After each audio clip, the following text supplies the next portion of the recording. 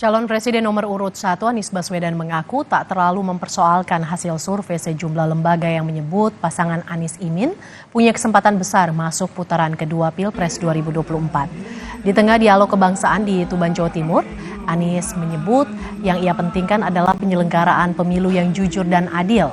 Ia dan Muhaimin pun mempercayakan sepenuhnya pada pilihan masyarakat.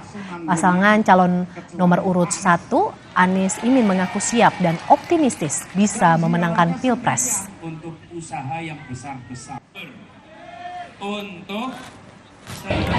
Bagi kami yang penting adalah prosesnya berjalan secara jurdil.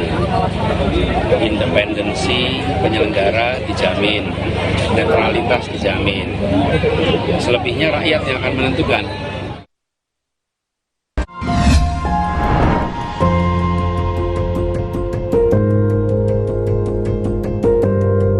Kompas TV, Rumah